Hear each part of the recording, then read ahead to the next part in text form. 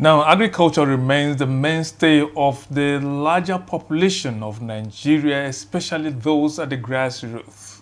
It is employing more than 70% of the population, but majorly rudimentary. Efforts by government and the private sector to adopt agri-tech to transform traditional farming into modern data-driven industry for improved productivity remains a work in progress.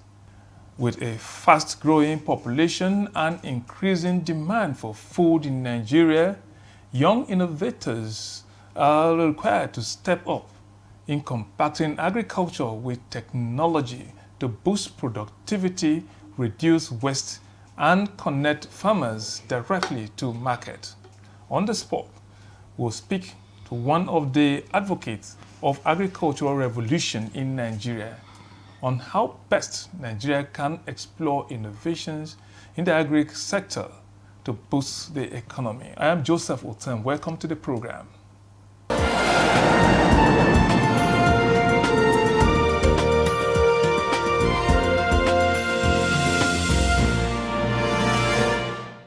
Now, my guest has dedicated time fostering socio-economic transformation in northern Nigeria, particularly through agriculture and youth empowerment. This was most notable when he played a key role in spearheading the first rice pyramid initiative in northern Nigeria, symbolizing milestone in agricultural innovation and self-sufficiency. My guest is well educated and holds a PhD in entrepreneurship management from Bosbridge University, an MBA in business management from the University of Maiduguri, and a master's degree in information communication technology from the National Open University of Nigeria. His background has placed him in a key pole to speak on adoption of Agric-tech as a driver of economic growth. On the spot, he is the founder of Walwanne Group and Walwanne Foundation, Dr. ABISO KABIR. Good to have you with us. Good evening. Okay. It's key when we talk about I know many Nigerians are not forgotten about the rice pyramids that were coming up all over some few years back. What happened to them? What happened to that initiative? You played a key part of it. Yeah. Thank you very much, Joseph. You see, agriculture is the backbone of every society. When you look at previously, when we have groundnut pyramid, that was in the 60s. Yes. We feel it is important now to have that symbol, to bring it back to the society, because with our initiative, that was 2018, during that program was chaired by the late President Muhammadu Buhari.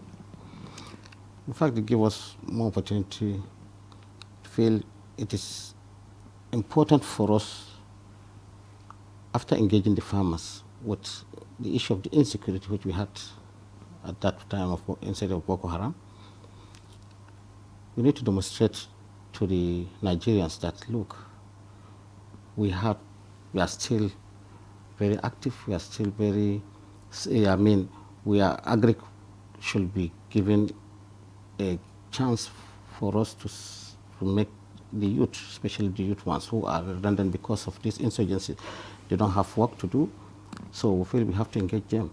So it is important when we organize that program of Uncle Boros program at that time with the state government, we feel it is important for us to engage these youth who are still idle.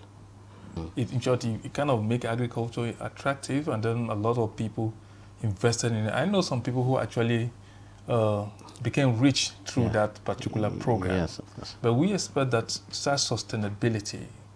What is slowing it down now? The slowing down is because of some challenges. You know, when we look at a rural farmer cannot be able to have a lot of access to finance. It has a lot of the issue of infrastructural activities. We have a lot of activities of what do you call it, lack of training. Because it's making some Nigerians look at it as if that was a kind of a show, Yeah. and after the show, now everything is back to business. Well, because when you look at it, it is paramount that it is a show that has make sure that the youth has been engaged in these activities. But the problem here is for us to inculcate this farming to the youth to make sure that this youth will have a lot to benefit. Because when you look at it now, if you invest during that time, per hectare capital for a farmer for a 1 hectare is 280,000. So if we have a very good yield, after harvesting, you'll get no less than 1.5 million. And you look at it, that revenue, that value. See, when you look at it, people are even going to Hajj, people are buying a lot of things. It changed their life.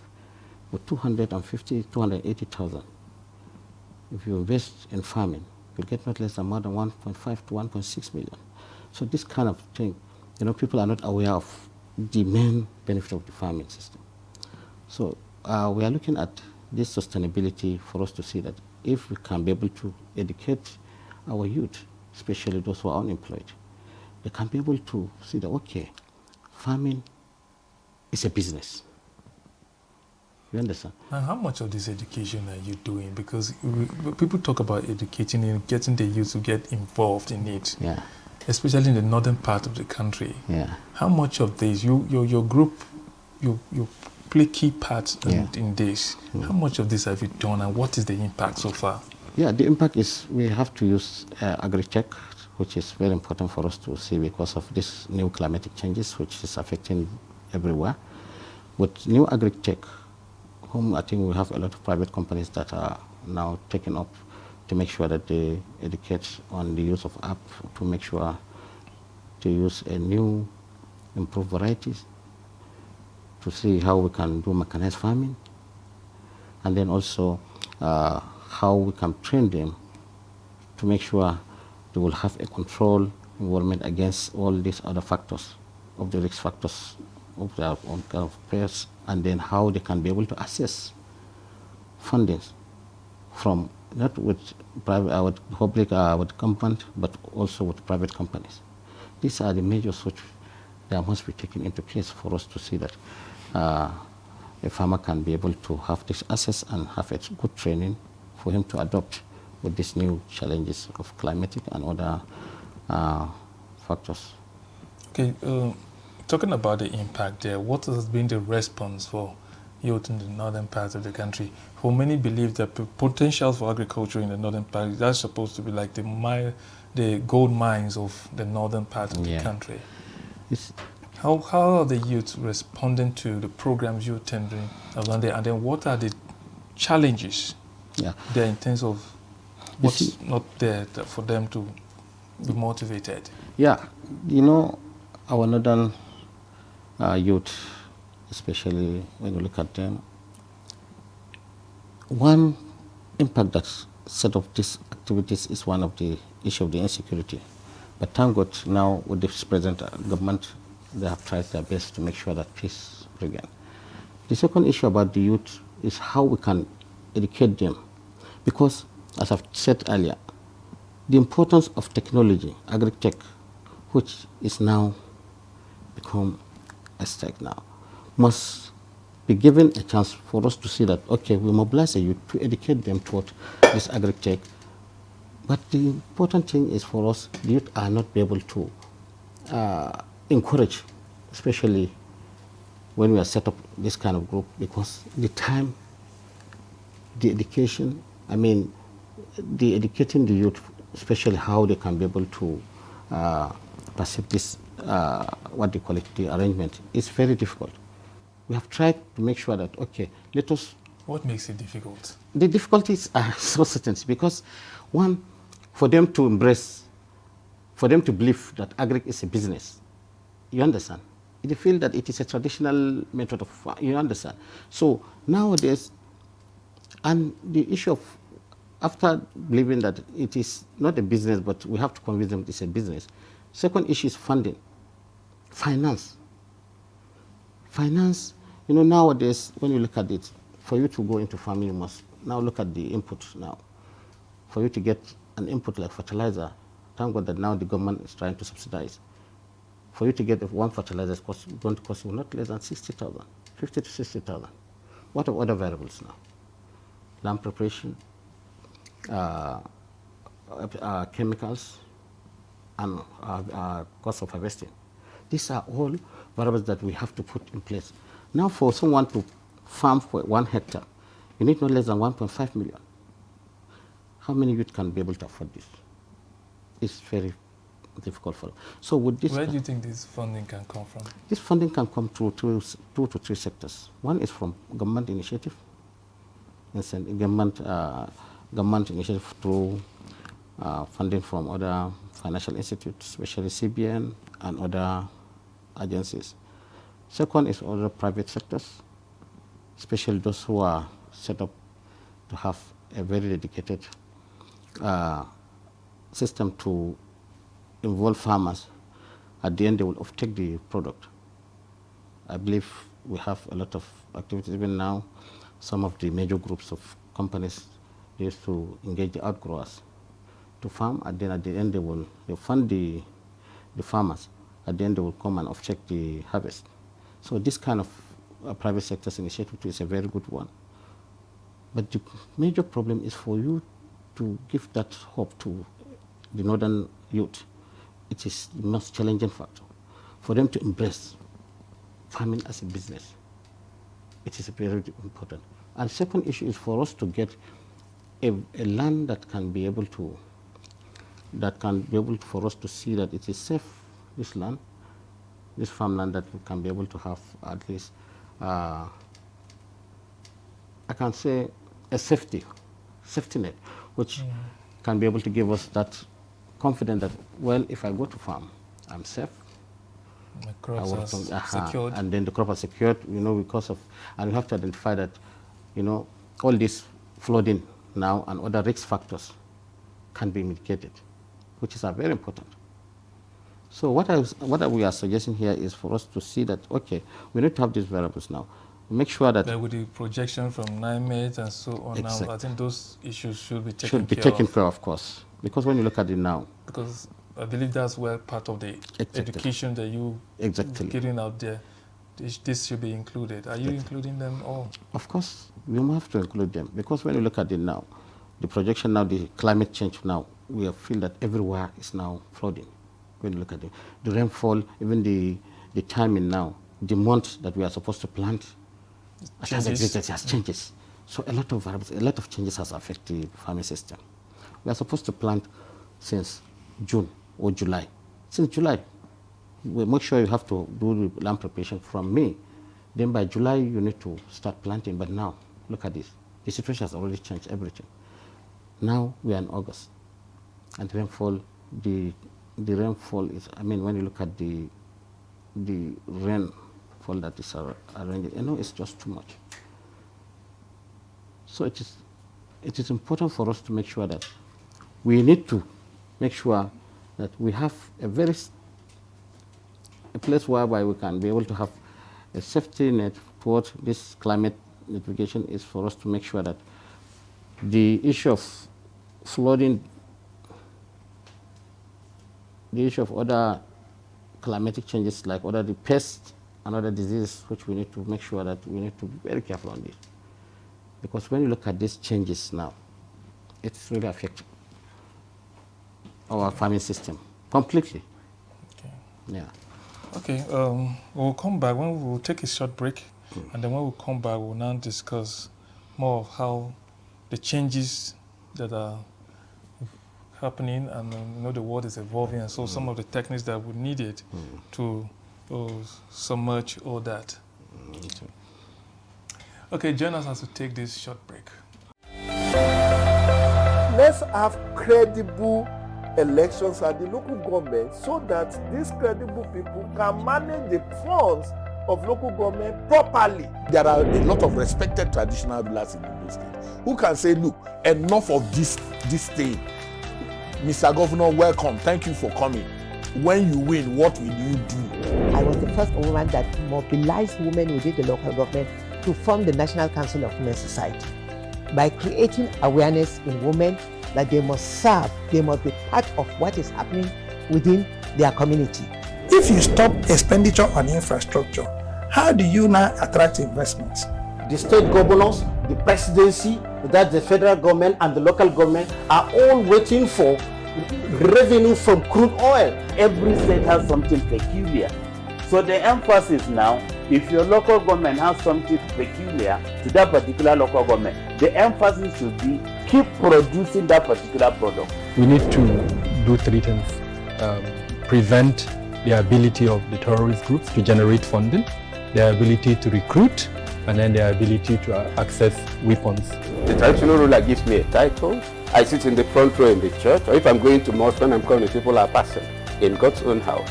What am I doing? I'm mentoring a new generation who think that the only way to be taken seriously is to be seen to have a lot of money. Good Morning Nigeria, live every weekday between 7 a.m. and 9 a.m.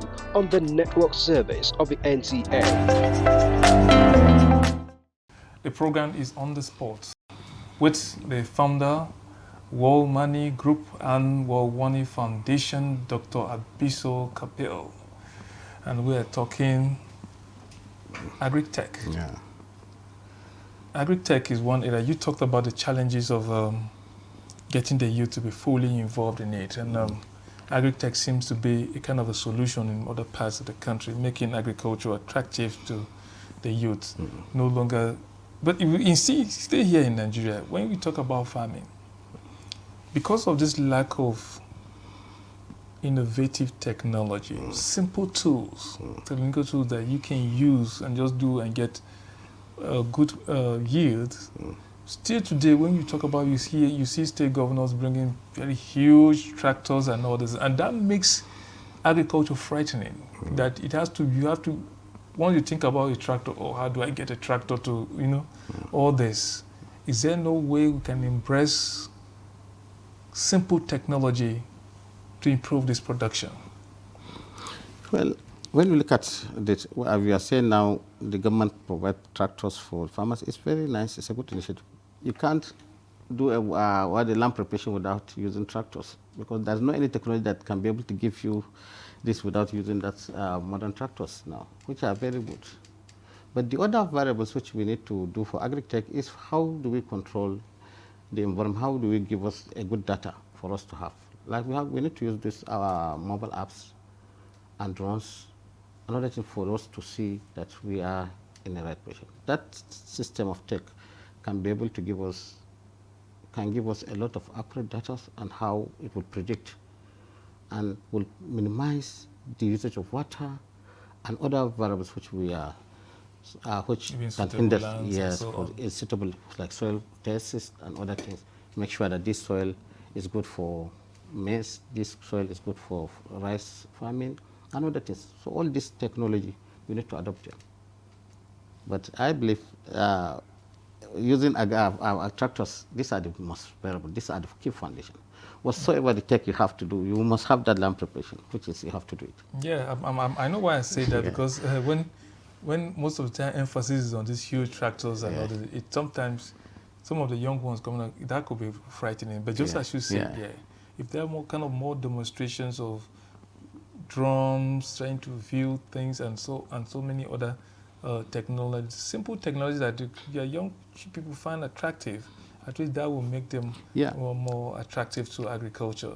Yeah, the issue here is I agree with you in one point, because a big tractor, a complete one set of tractor can be used for one time. But when we were looking at how can we have a small kind of equipment for an outgrower now, we can be able to say, okay, let's have this small equipment just for one outgrower to use it for three purposes. One is for him to make sure that he do the land preparation. The same machine can be able to use for planting. The same machine can be able to use for spraying chemicals. So we can be able to have this kind of 3-in-1 machine, so that it will be easier for an outgrower, for a farmer to just use it, and then you can keep it at his home. That one can be able to, we can be able to achieve a lot with this. Perhaps most of the young ones, when Yes. they start that way, when they make start, some profit, yes, they exactly. cannot begin to think how to expand Yeah. their business and so on. Because nobody can be able to afford one tractor, you know, when someone can take it, it will, because you cannot wait for someone to use that tractor for just 2 weeks or 3 weeks. At that time you're on, before you come to your on, the time has already left. So by providing these small machines, this equipment that have 3-in-1 activities or 4, land tilling, planting, and putting fertilizers and other chemicals with just one set. We can be able to give everyone with this kind of setup. Believe me, we'll achieve a lot. Everyone will use it and will keep it at home. Then the other drones will be able to say, okay, there's going to be a pest. The pest has affected your crop. You need to apply fertilizer. You need to apply chemicals. This kind of tech will be able to give a farmer an awareness so that you can be able to protect. This. Okay, let's go to value addition. A lot of, one of the major challenges in agricultural development in the country is that of value addition. The farmers not getting the worth of their work, and then have issues of waste and so on, because the processing have been an issue and so on. And it seems so there's not so much attention paid to that processing. But do we keep talking about this production, going to till the soil, till the soil, till the soil? Yeah. We should be advancing now to that processing level. Yeah. Even if it's small industries. Yeah, I think Nigeria is trying now. When you look at it now, we are no longer wasting much of our tomatoes. We are no longer wasting much of our mangoes, because we have some companies that are now have that set of storage facilities. You understand? A new storage facility that can be able to, because although it's not in a general one, but when you look at the percentage now, it's just about 15% of now Nigerians, either the private companies or the government side, they used to provide these storage facilities, especially for them to storage this, what do you call it, the output now, the crops now. But the other cash crops, which the other value chain that we are supposed to make sure is to get a dedicated system whereby we can be able to have a plant, a processing plant in a designated area whereby, assuming now a granite producing area, it has to be dedicated to have a granite dedicated producing areas. So we need to segment them according to a place where they need it. You don't need to put some factors or other things where they don't need it. You have to identify. That's one. Two, it has a lot of things for us to do the feasibility study to make sure that this soil, this place is dedicated for groundnut. So we need to have that storage or that processing plant. The other ones. So these are the way how we can be able to. But this chain value, you know, with all this kind of process now, we can be able to create more jobs. Yeah. More jobs and other things. So this set of activities must be aligned with government policy, but also must align with a private partnership, which is very important for the government to do it. And then the other term is for them to have that initiative, training initiative for the youth on how to use the facilities too. Okay, so. We have a few minutes left, but within these few minutes, let's just talk about, because most of the time when we talk about agriculture, we all talk about the crops, and we talk about the animals are there. Yeah, you understand? Yeah. We have so much, but it seems attention, apart from now that we have the Ministry of Livestock Development, so livestock itself is one area that Nigeria should be reaping a lot. Reaping a lot. But people like you who are into this agricultural thing, you don't drum so much about it. Why? Well, it's true, but livestock is also a very key for agriculture, because nowadays, when you look at, we always import milk.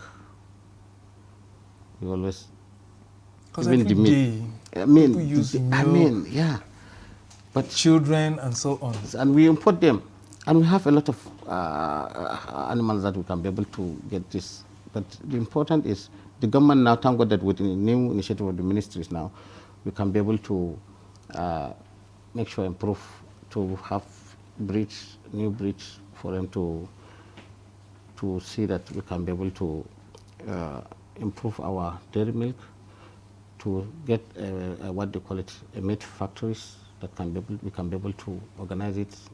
I mean, we can even export it. I was shocked when you look at it. They brought some cows from Kenya nowadays, so that we can. I mean, it's disgusting. We have these things. We can be able to make sure that we can do a lot in husbandry, animal husbandry. Yeah. So, because there was a time I was in Gembu in Taraba State. When you see the cows there, even goats and so on, when you see them, you don't know that because there's a lot in this. There must be kind of initiative for us to see that we have to use modern tech for us to see how we can breed, and then simulation. Yeah. All right. Thank you so much, Dr. ABISO KABIR, the founder, Walwanne Group and Walwanne Foundation, for being on the spot today. Thank you very much. We do appreciate your time. Thank you very much. Thank you. Okay. And that's it on the spot for this week. See you next time. Goodbye.